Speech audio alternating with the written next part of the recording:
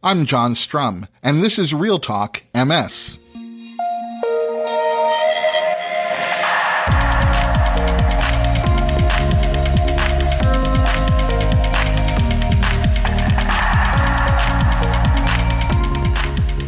It's November 29th, and we have a lot to talk about. And today, we're talking about disaster preparedness. A quick scan of the news on any given day should remind all of us that natural disasters can strike anywhere at any time. Whether it's massive snowstorms, earthquakes, wildfires, hurricanes, or floods, no one is immune when Mother Nature chooses to act up. That's why being prepared for a natural disaster is important for everyone. And if you're living with MS, it's even more important that you have your family's emergency preparedness plan in place. Joining me to talk about some of the things that people living with MS should consider in creating their emergency preparedness plan is Mary Casey-Lockyer.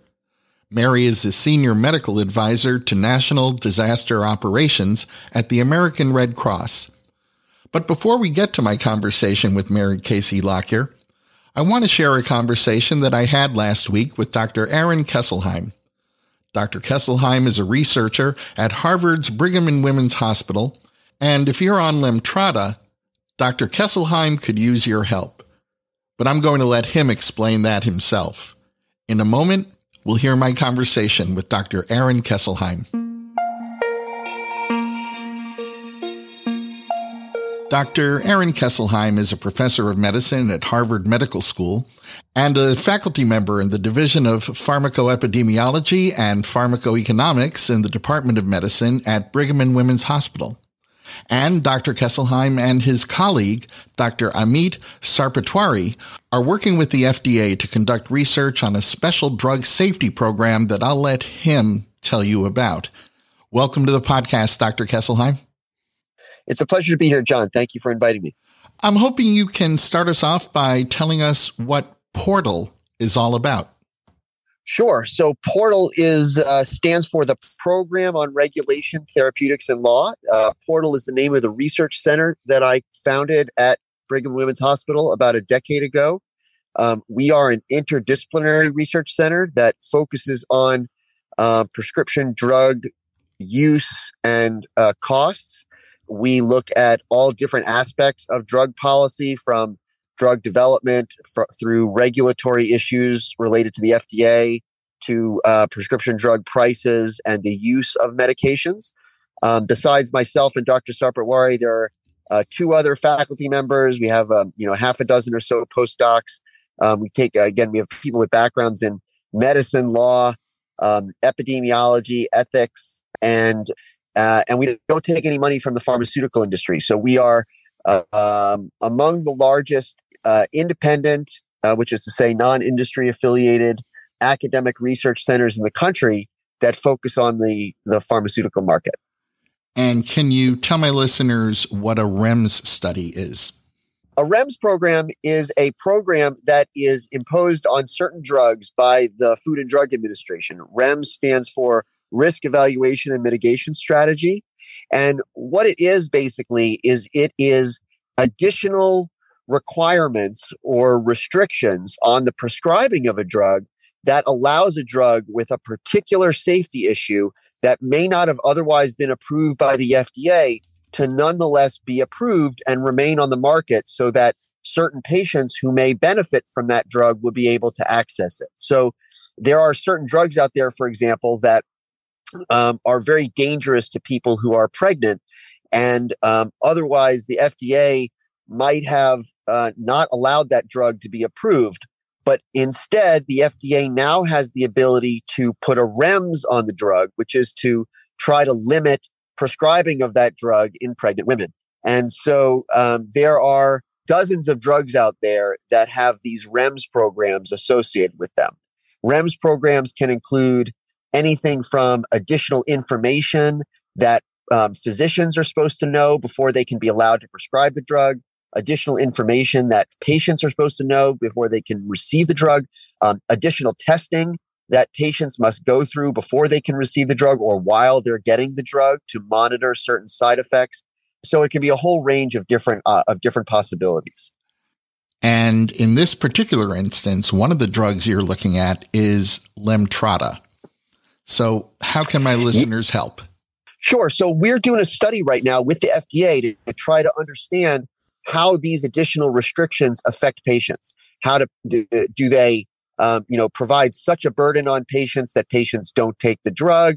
Do they give patients reassurance when they're taking the drug that they feel like if they did have any side effects that they would be able to be acted on? How well do patients understand why these are attached to the drug? And so I really appreciate this opportunity to talk to your listeners because we're looking in particular at the REMS program that's related to the drug Lemtrada, which is for adults with the relapsing form of MS, including relapsing remitting disease and active secondary progressive disease.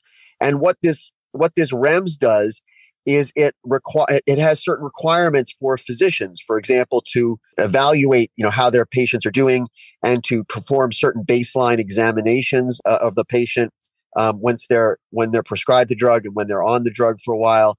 And then there also are certain requirements on patients for the REMS, such as completing a special enrollment form, learning about managing infusion reactions, those kinds of additional responsibilities that patients getting other drugs for multiple sclerosis aren't required to go through.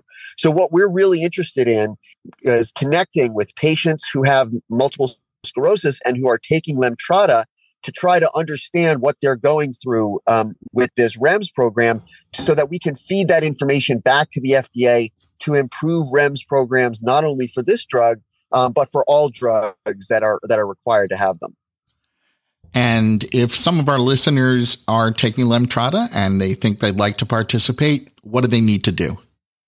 Well, basically, all they're going to need to do is go through a 1-hour phone interview with us, and for which we can offer a fair honorarium for their time. So we have a bunch of questions that we've designed and worked on with FDA and other experts in the field. And so what we're going to do is we're going to have a conversation for an hour about patients' experience with the REMS, and then we're going to pull together all of the information from all the patients we talk to in an aggregated way and provide that information back to the FDA and to the public in the form of published research articles to try to advance our understanding of Lemtrada and our understanding of multiple sclerosis and our understanding in particular of the REMS programs that the FDA has imposed on this and other drugs. So if there are patients out there who with MS who are taking Lemtrada and would like to contribute to our research, I would ask you to email either myself or Dr. Sarpatwari. My email address is akesselheim@bwh.harvard.edu. Amit's email address is sarpatwari @bwh.harvard.edu. And John, as I understand it, you'll put those email addresses on your website so that people can access them. And then just let us know and we'll schedule a convenient time to talk with you and we'll go from there. Yes, I'll definitely have those email addresses in today's show notes to make it really easy for someone to reach out and contact you.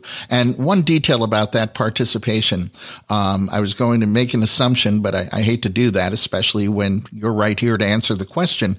When someone does choose to participate, the information they share with you is treated confidentially, correct? Absolutely, fully confidentially. There will be no personal identifying information shared with FDA or beyond our conversation. And all of our procedures are approved by the Brigham Women's Hospital IRB. So we have full confidence that we'll be able to keep people's confidentiality. Well, Dr. Aaron Kesselheim, I want to thank you for all you do to help ensure the safety of people who are taking a wide range of prescription medications. And thanks for reaching out to the Real Talk MS listener community today. Very good. Thank you so much, John, for this opportunity. And we hope there are some people out there who are interested. And, thank you for all the great work that you do in trying to improve education around MS. In the last couple of months alone, we've seen once-in-a-century blizzards, hurricanes, earthquakes, and flooding impact communities across the United States and around the world. We've seen people lose their homes. We've witnessed mass evacuations. And we've even seen Mother Nature trap people in their homes. Natural disasters can strike anyone, anywhere. And that's why your very survival sometimes comes down to whether or not you're prepared. If you're living with MS, you have some additional considerations to make when you put together your disaster preparedness plan. You need to think about medications, some of which may require refrigeration. Or you may need to think about mobility aids. Joining me to walk us through how to create a disaster preparedness plan that will take all of these considerations into account is the Senior Medical Advisor to National Disaster Operations at the American Red Cross. In a moment, we'll meet my guest, Mary Casey-Lockyer. Natural disasters are unpredictable. They can occur at any time, producing outcomes that can range from bad to worse. Now, that may sound just like a description of an MS relapse, but these types of extraordinary events can produce added challenges for people living with MS.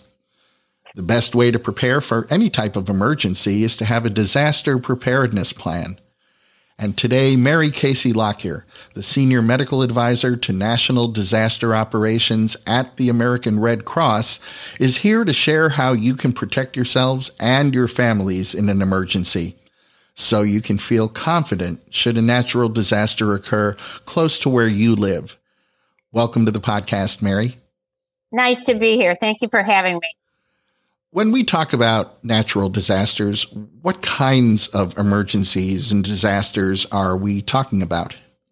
You're actually talking about notice and no notice events and sort of a personal household disaster.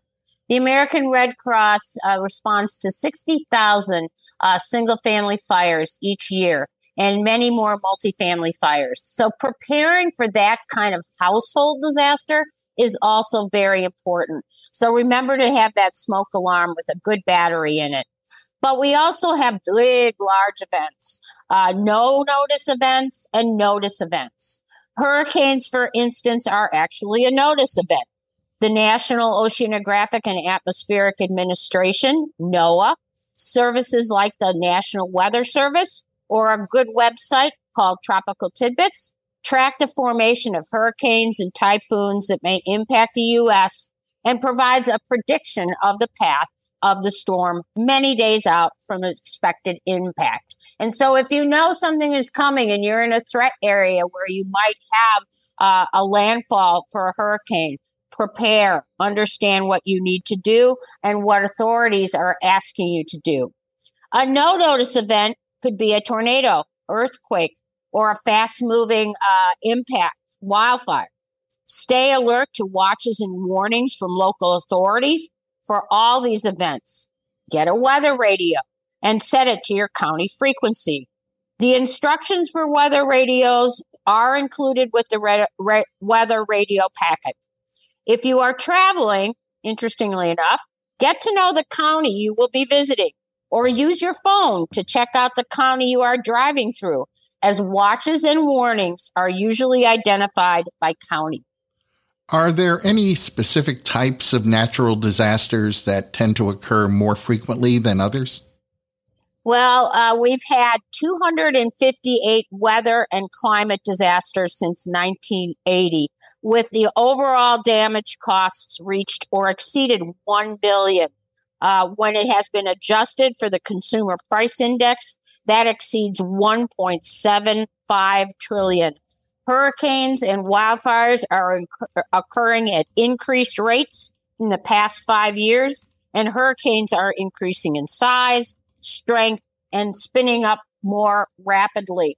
And so it's very important to understand those weather threats that may come your way. It's also important to plan because it can help you reduce fear, anxiety, stress, certain barriers, and make recovery process easier. People living with MS face unique challenges and have medical needs. Planning for these situations is critical to protecting yourself and your family. You know, I live in California, and when we're not worried about wildfires, we tend to think about earthquakes. And one thing we tend to remember is that It's one of those no-notice situations. And what people talk about is the fact that it's never a question of if an earthquake is going to hit. It's only a question of when. And with that in mind, can you talk about the importance of advanced planning when it comes to surviving a natural disaster? Yeah, advanced planning is really very important, but I think we need to recognize that it is not always easy. It is not easy to get a 30-day supply of your medication. As a matter of fact, it's almost impossible. You get that too soon to renew from your pharmacist if you go and want to renew a week before your prescription is up. So that is very difficult. My advice there would be make sure if you can't have a 30-day supply, bring the medications you're using with you if you have to evacuate. Have the names and dosages written down. You know, there is an analog way of writing things down, and that is a piece of paper that's stuck in your wallet or your purse. And if you don't have connectivity or you don't have power for your cell phone, that analog way of making a list is extremely important. Have the names of your doctors and your pharmacies and how to contact them. And it is as simple as putting those little bits of pieces of paper in your wallet or your purse, because you never know when an earthquake is going to come. But it's also important to have that go pack, right? So whatever makes you comfortable, put in that go pack, change your clothes, water. You can get that kind of water that stays for a very long time in packets, maybe some food that you will need, but have that go pack. You know, for a lot of different reasons, creating an emergency plan can really feel overwhelming. What's the best way to go about putting that plan together while keeping your stress level in check? Well, I think it's always good to know your threats in your geographic area. Do you live along the coastline where you might run into a hurricane? And don't discount the fact that you live in the northern tier of the U.S. Because we had Hurricane Sandy or Superstorm Sandy, whatever you want to call it, came into the New York City area, New Jersey. We've had other hurricanes that have come way up into the Northeast states. So don't discount that. Don't discount the fact that, well, a hurricane isn't going to happen here. I don't live on the Gulf Coast. You know, I live in the city of Chicago, but you can have a snowmageddon. You can have an ice storm. You can have loss of power. How are you going to handle those kinds of emergencies? But knowing what the threat is, I think, is somewhat comforting, because then you can really dive in and plan for that threat. And I think that is helpful to decrease your anxiety about planning. And to that point, the American Red Cross reminds us that we need to be Red Cross ready for any urgent or unexpected situation. What does it mean to be Red Cross ready? Well, I think we always talk about assembling emergency kit, and that's just what I was talking about with that go bag. I also think, especially for some of the northern tier cities, that you might want to put a go bag in your car when you're going out during the winter months. You know, a space blanket to keep you warm, some water, a couple of snacks. If you could get stuck in snow, I think that's really important. Make a plan. That's being Red Cross ready. Make a plan and really being informed. Stay up to date with what the weather forecasts are, what your emergency management authorities are telling counties to do. That's really important. But I also think you need to add what I call the trusted neighbor plan. Who will assist you with evacuation if you are unable to drive? Or who will assist you if you need accessible transportation? You might have to find that out from your county emergency management. Who will assist with helping you take your backpack or motorized scooter into your accessible van? And by the way, have at least a tank of gas in that accessible van? That's Red Cross ready. You know, we don't only want to be prepared for an emergency at home. We also need to think about emergency preparedness at work or at school. Who should we be talking to about emergency preparedness at our job or at school? And what questions should we be asking? This is a really important point, because you're right. You're not always at your home when a disaster occurs. Talk with your facility safety officer or facility management lead. Most employers or most buildings have a facility safety officer, and they will be able to tell you what the building's emergency plan is. But also, I think you need to let that person know your needs. If you do use a motorized scooter, how would you evacuate if you were on the third or fifth floor? That's a really important piece. You need to let them know what your needs are too. They should be able to tell you what the safety plan for the facility is. But don't hesitate to talk also with school principals. If you have children in school or even in universities or college, you need to talk to their safety departments about what are the plans if there is an emergency when your child is at one of those educational entities. And be assertive. Ask the principal, what will you do if my child has to shelter in place? Many educational organizations give you a form at the beginning of the year and say, if we have to shelter in place, do you want us to keep your child here at the school? Can you reunify with a family member or neighbor, or is it only reunification with the parents? But I really feel it's important that parents are really knowledgeable about what the school has planned and offer to help with that plan too. Between symptom management and disease-modifying therapies, people living with MS need to think about their medications when they're thinking about disaster preparedness. You mentioned having a 30-day supply on hand if possible. We know that some of those medications require refrigeration. Do you have any tips for keeping MS medications safe and organized? Yes, there's a really cool little device now. They're cooling pouches.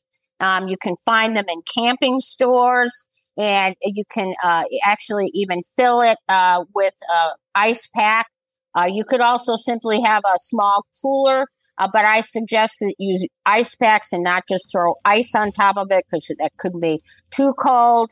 I've also heard some really great ideas about burying the medication in sand, which can get very cool and would insulate the medication from getting too warm. That's a kind of an extreme thing to do, but you might need to do that. But I really encourage those cooling pouches that I have seen in many camping stores and in emergency supply lists. If someone has mobility issues, and you started talking about this a moment ago, if they use a walker or a wheelchair and they receive an evacuation order, what should they do? Well, hopefully they have had a plan about how they're going to evacuate. And it may include that trusted neighbor plan. Is someone going to come and see, if Aunt Susie can get out and into her car safely and drive? She may be able to drive, even though she uses a walker, to evacuate as directed by authorities. But again, if at all costs, bring your assistive device with you. That sometimes is problematic.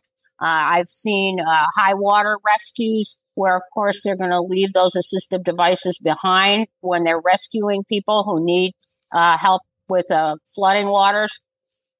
But I do tell you that in many, many shelters, especially in the Red Cross shelters, we are very focused on returning you to as much independence as when you were in your home.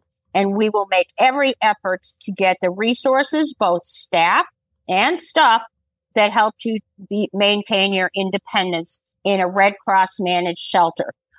We also sometimes assist our county and state partners who are also managed shelters about the whole concept of, independent living and a non-medical model. And that's what Red Cross espouses to. To your point, are all emergency shelters accessible? And in the event that they're not, what's the best way for someone who's living with MS, perhaps more progressive MS, where they are dealing with some significant physical disability? What's the best way for them to plan for a potential evacuation? All shelters are required to be accessible, but not all shelters are accessible, and that could be because of the disaster. They just may not be able to use a building that is accessible because of the increased flooding, for instance. But I do encourage people actually to take part in community planning for disasters if you indeed need an assistive device. Go to the county town board meetings and ask questions, when there isn't a disaster. Participate in exercises. That's a wonderful way to instruct emergency management responders what people need if they have mobility issues or advanced MS. And I highly encourage that. But I also encourage that you be assertive and, look to your emergency management at the county and local jurisdictional level and say, put your hand up and say, hey, I want to help. I want to help our community. How are we going to evacuate individuals who need assistance with mobility devices? And I'm willing to help, because that will go way far in getting you what you need, the resources you need. It's not uncommon for people who have gone through a natural disaster to be traumatized. Some can even experience PTSD. What, when, and how should those feelings and experiences be addressed? Well, you're used to being in a certain environment and knowing how to manage there. Of course, a disaster can change that. You might need to ask for help putting your home back in order or filling out forms for disaster relief agencies. You and your care partner or family members might experience anxiety, irritability, depression, isolation, or guilt. And actually, those are normal responses. If you don't know what is the damage in your home, did you have enough insurance? You are going to be anxious. You may be irritable.